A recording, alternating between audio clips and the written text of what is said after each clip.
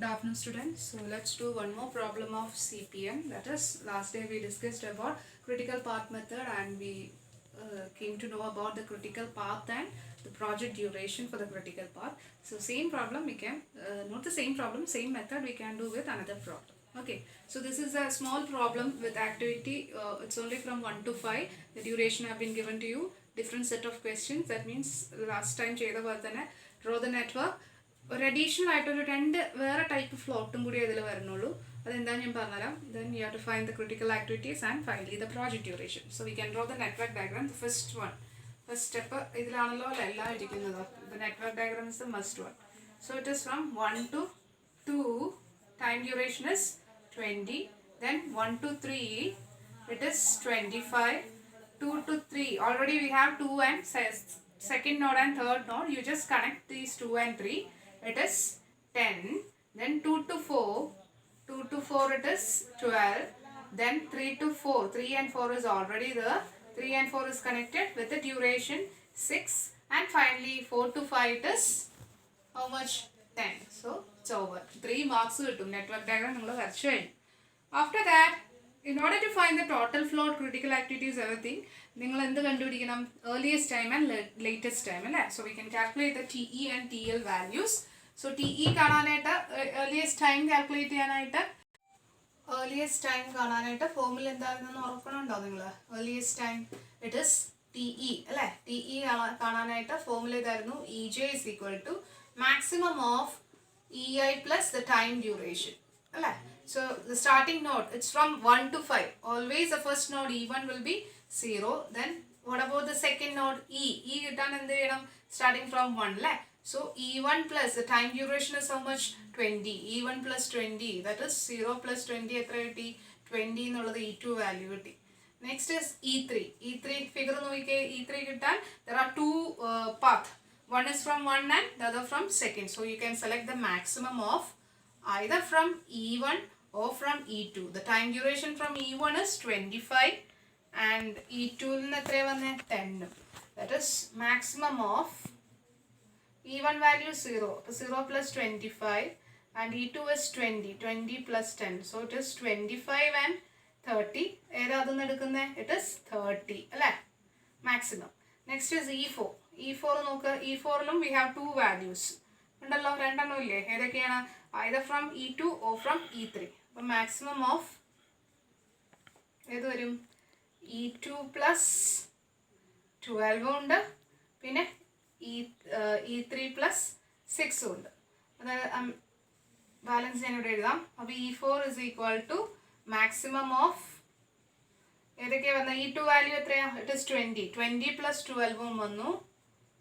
പിന്നെ E3 എത്ര ഇപ്പോൾ കിട്ടിയ? 30. 30 plus 6. അതായത് മാക്സിമം ഓഫ് 20 plus 12 എത്ര വരും? 32 and 36. ഏതെടുക്കാതിന്? 36 എടുത്തു. And finally E5 value is E4 plus 10. E4 നമുക്ക് എത്രയാണ് വന്നത്? 36 അല്ലേ? So 36 plus 10 is equal to 46. അപ്പോൾ വാല്യൂസ് എല്ലാം ക്ലിയർ ആയോ? 46 വരെ നമുക്ക് വന്നു. ഇനി ഈ ഏർലിയസ്റ്റ് കണ്ട പോലെ തന്നെ എന്ത് നമുക്ക് കാണാം? ലേറ്റസ്റ്റ് ടൈം കാണാം അല്ലേ? ലേറ്റസ്റ്റ് ടൈം കാണാനുള്ള ഫോർമുല അല്ലെങ്കിൽ ലേറ്റസ്റ്റ് ടൈം എന്താ ഇതിനെ പറയുന്നത്? TL. എങ്ങനെയാണ് കാണുന്നത്? ഇ മാറിയിട്ട് എന്താവും? L ആവും അല്ലേ? LI is equal to minimum of LJ minus time duration. ഇതല്ലേ നമ്മൾ പഠിച്ചത്? യെസ്. എന്നിട്ട് എവിടെ നിന്ന് സ്റ്റാർട്ട് ചെയ്യും? ലാസ്റ്റ് വന്നത് എവിടെയായിരുന്നു? E5 എന്ന് പറയുന്നത് നമുക്ക് ഇവിടെ എന്താണ്? L5. ഈ സെയിം വാല്യൂ തന്നെ കിട്ടും. L5 46 ആയിട്ട് നമ്മൾ സ്റ്റാർട്ട് ചെയ്യുകയാണ്. പിന്നെ ബാക്കിലോട്ട് പോവുകയാണ്. L4 എന്ന് പോയേക്കുന്നത് എങ്ങോട്ടേക്കാണ്? 5ലോട്ട്. അപ്പോൾ L5 minus 10. So L5 minus 10 എന്ന് പറയുമ്പോൾ എന്താ വരിക? 46 minus 10 is equal to 36 വന്നു. L3 നോക്കിക്കേ. L3യിൽ നിന്ന് പോകുന്നത് എങ്ങോട്ടേക്കാ? It is to 4. L4 minus 6. So what is the L4 value? 36 minus 6 is equal to 30 വന്നു. Then L2 എന്ന് പോകുന്നത് എങ്ങോട്ടേക്കാ? രണ്ടിടത്തേക്കുണ്ട്. ഒന്ന് 4ലേക്കും പിന്നെ ഒന്ന് 3ലേക്കും. So minimum of L4 minus 12 and L3 minus 10. That is equal to minimum of L4 എത്ര കിട്ടിയേ 36. 36 മൈനസ് 12 ഉണ്ട്. L3 എത്രയായിരുന്നു 30 മൈനസ് 10 ഉണ്ട്. 36 മൈനസ് 12 എത്രയാ വരാ 24 and 20. അപ്പം മിനിമം എടുക്കുമ്പോൾ എന്താ വരാ it is 20. Okay. Now the last one L1. L1 also we have two outgoing. ഒന്ന് L2ലോട്ടും ഒന്ന് L3ലേക്കും. അപ്പം minimum of L2 minus the time duration is 20 and the other one is L3 minus 25. So minimum of L2 എത്രയാ കിട്ടിയേ 20. 20 minus 20. L3 എത്ര കിട്ടിയേ 30. 30 minus 25. അപ്പോൾ എന്ത് വരും 0യും വരും 5ഉം വരും. അവിടെ നമ്മൾ എന്താ മിനിമം എടുക്കുന്നത് ഇറ്റ് ഇസ് 0. ഇതല്ലേ നമുക്ക് കിട്ടേണ്ടത്. എവിടെ തുടങ്ങി അവിടെ തന്നെ തിരിച്ചെത്താം. Okay clear. ഇത്രയേ ഉള്ളൂ latest and earliest time. So we got the values of E and L values. E1 to E5 കിട്ടി. E5 ന്ന് L5 start ചെയ്ത് L1 we got it as 0.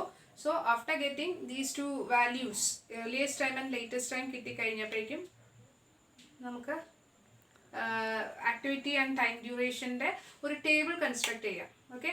Table എന്ന് പറയുന്നത് എന്താ ഏർലിയസ്റ്റ് ടൈം ലേറ്റസ്റ്റ് ടൈം എന്നുള്ള first മുതൽ activity time duration കാണുന്നുണ്ടോ നിങ്ങൾ? ഇതിൻ്റെ ഒരു ടേബിൾ കൺസ്ട്രക്ട് ചെയ്യുക. ടേബിൾ എന്ന് പറയുന്നത് എന്തൊക്കെയാണ് ആക്ടിവിറ്റി ടൈം, ടൈം, പിന്നെ ഏർലിയസ്റ്റ് ടൈം രണ്ടാക്കി തിരിച്ചിട്ടുണ്ട്. EST EFT, പിന്നെ ലേറ്റസ്റ്റ് ടൈം LST LFT, പിന്നെ എന്താ total float EST minus LST എന്നുള്ളത്. സോ ഞാൻ ജസ്റ്റ് കോപ്പി ചെയ്തു activity and time just copy ചെയ്തു ഫ്രം ദ ക്വസ്റ്റ്യൻ ഇറ്റ്സ്. അപ്പോൾ ഇനി EST EFT ചെയ്തത് ഓർമ്മയുണ്ടോ? EST ചെയ്യാനായിട്ട് എന്ത് ചെയ്യണം? ഈ ലെഫ്റ്റ് സൈഡിലെ ഈ വാല്യൂസ് നമ്മൾ കാൽക്കുലേറ്റ് ചെയ്ത് ഈ ആക്ടിവിറ്റിയുടെ ലെഫ്റ്റ് സൈഡ് അല്ലെങ്കിൽ സ്റ്റാർട്ടിംഗ് ഇവന്റിന്റെ ഏർലിയസ്റ്റ് ടൈം ഈ വാല്യൂസ് എഴുതാം. അപ്പോൾ E1 എന്താ നമുക്ക് കിട്ടിയത് 0.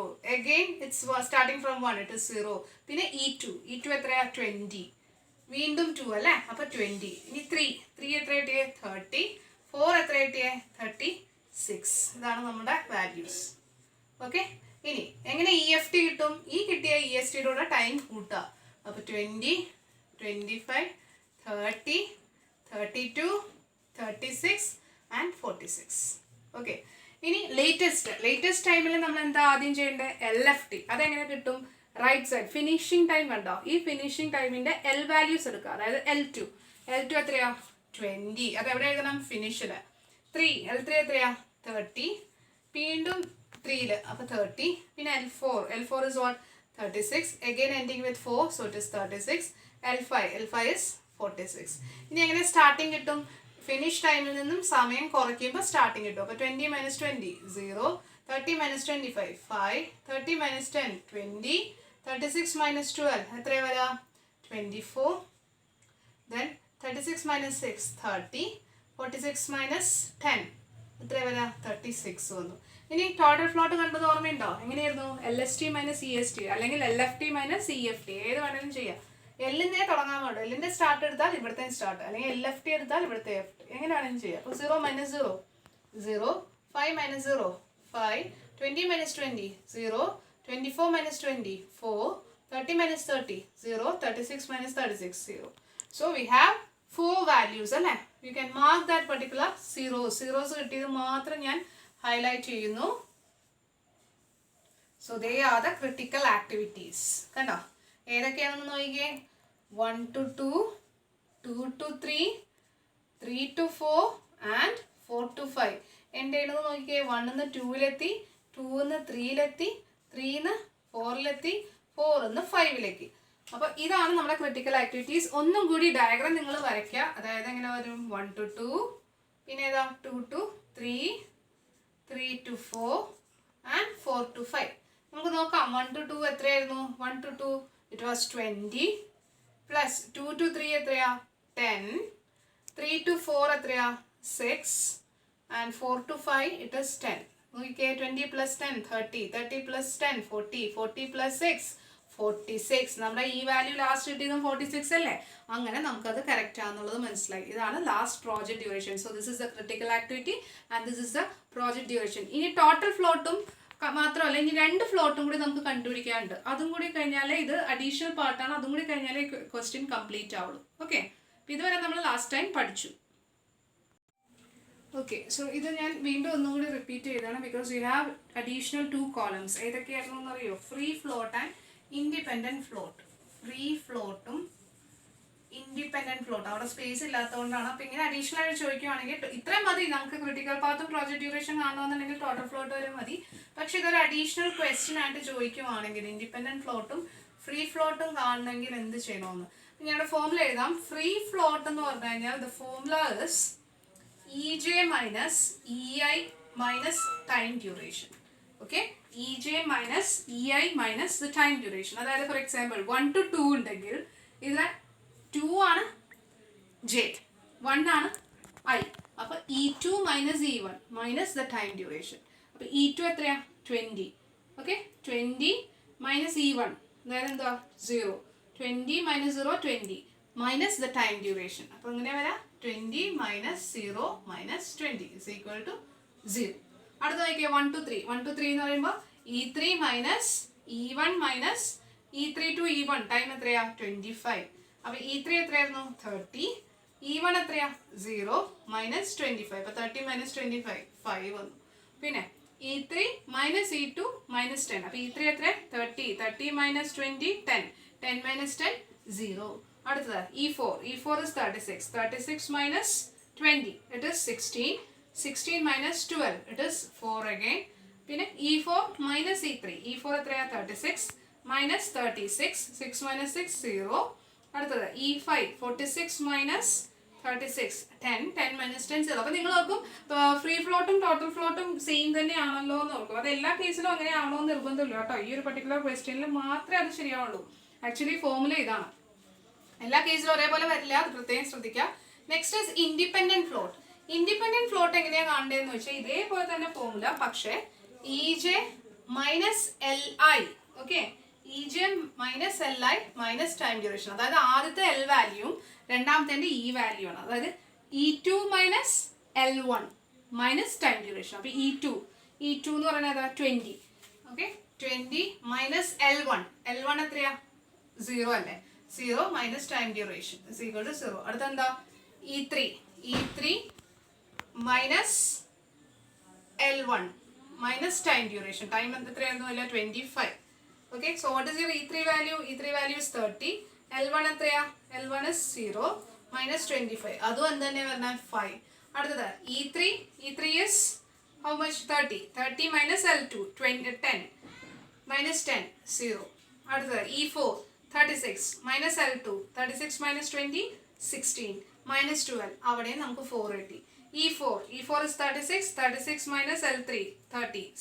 6 minus 6 0. E5 46 minus L4 36 10 minus 10 0. ഇവിടെ ഈ ഒരു പർട്ടിക്കുലർ ക്വസ്റ്റ്യനിൽ മാത്രം നമുക്ക് എല്ലാം സെയിം ആണ്. നോക്കിയേ, ഈ വാല്യൂസ് തന്നെയാണ് നിങ്ങൾക്ക് L വാല്യൂസ് കിട്ടിയേക്കുന്നത്. ടോട്ടൽ ഫ്ലോട്ടും ഫ്രീ ഫ്ലോട്ടും ഇൻഡിപെൻഡൻറ്റ് ഫ്ലോട്ടും സെയിമും ആണ്. എല്ലാ കേസിലും അങ്ങനെ വരണമെന്നില്ല. ഞാൻ അടുത്ത ക്ലാസ്സുകളിൽ അത് ചേഞ്ച് ഉള്ളത് കാണിച്ചു തരാം. അപ്പം ഇങ്ങനെയാണ് ഫ്രീ ഫ്ലോട്ട്. ആക്ച്വലി ഫ്രീ ഫ്ലോട്ടും ഇൻഡിപെൻഡൻറ്റ് ഫ്ലോട്ടും നമുക്ക് ആവശ്യമില്ല. പടം വരക്കാനോ നെറ്റ്വർക്ക് ഡയഗ്രാം ക്രിട്ടിക്കൽ ആക്ടിവിറ്റീസ് കണ്ടുപിടിക്കാനൊന്നും ആവശ്യമില്ല. പക്ഷേ അഡീഷണൽ ആയിട്ട് വരുന്ന ഒരു ക്വസ്റ്റ്യൻ പാർട്ടാണ്. So that's all for today. Thank U.